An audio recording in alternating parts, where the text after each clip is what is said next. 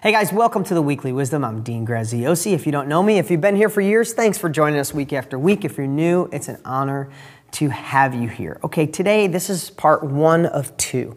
I want to talk about something called resistance. I'm reading an incredible book right now called The War of Art. Not the art of war, The War of Art. And I would suggest it to anyone. And you know, if you've been watching me for years, you know I talk a lot about this villain that's created inside of us. Well, Sam, I forget Sam's last name right this moment, it escapes me, but the author of The War of Art talks about it as resistance. So I want to share this with you today, that resistance is that thing that happens that makes us procrastinate. It makes us, in today's world, surf the internet instead of working on our passion. It's what makes us say, I really love to do that, but it's a hobby, when it really could be what you do full time and enjoy yourself more. Resistance is that if you ever try to write a book and you sit down and you check your email and your bank accounts and text a few people first because you're not sure if you could make that happen. It's talking about following your dream and quitting that job and trying something new, but you don't. It's that same thing that I call the villain that society has built up inside of us. So society may have done it. Rules and limiting stories that were told to us as kids may have done it, but it lives inside of us. And we're the only ones that can defy it. So this morning, I was literally working out and I had the earphones in and I'm listening to resistance and I got goosebumps a couple times because resistance, if you look at it as a foe, as someone that you have to overcome, somebody that you want to beat, someone you're not going to let win, kind of changes the game a little bit. It's almost like we get to be two different people. When you're passionate about something, let me give you an example. Right now, a couple months ago, I went with Tony Robbins, who's a good friend, and I spoke in China and Japan with him, and I was nervous. I was scared to death. It's a different country. It's a different world. It's a different language. I'm going to be on stage in front of 18,000 people. Tony doesn't put many people on his stage. I love the guy. I want to deliver to him. I was a nervous wreck.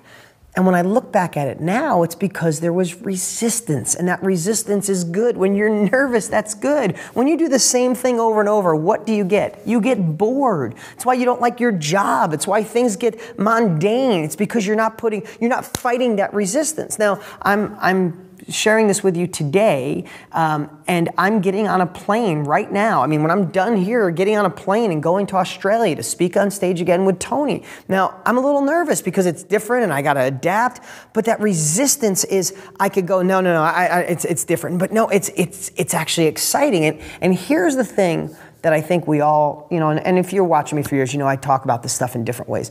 But when we overcome resistance and we try something, when we realize that whether it fails or succeeds, we succeed.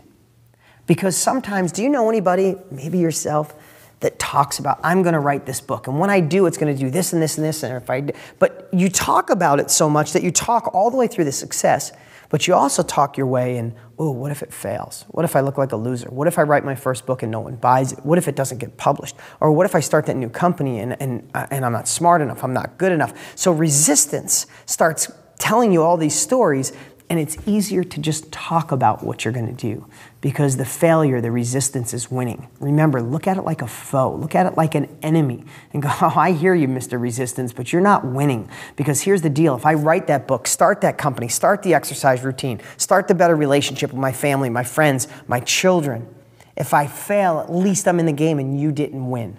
So this week, I would like you to try as many new things as you can. Forget the hobby of the things you like. What if that's your real path in life? What if it's not your hobby? It's who you're supposed to be. And if Mr. Resistance is getting in the way, I'd like you to look at it this week, but look at it as something different. Make it a physical thing. Make it a character. I don't care. Make it Mickey Mouse. But look at resistance as the enemy it is, and do not let it win. And when you look at it that way, it's so transforming. Literally, when I was listening to that book this morning, I have my own thoughts, my own practices, but I got goosebumps. I'm like, oh, I'm not nervous about Australia. I have resistance fighting me. I'm excited about it, but it's new. It's going to sharpen my skills. And I was like, come on, I can't wait to get there. Put me in front of those thousands of people and let me help transform their life, because that's my ability, and Mr. Resistance is not going to get in the way. How can you do that in your life this week? I'm Dean Graziosi. Thanks so much for watching. If you're new to this site, grab my free book. If you're at deangraziosi.com, get my free book right up here. You can get Totally Fulfilled, exactly my first New York Times bestseller, a personal development book, or 30 Days to Real Estate Cash, my latest real estate book. In fact, you get both of them for free if you're watching on iTunes or you're watching on YouTube. Go to deansfreebook.com. That's deansfreebook.com. Take care.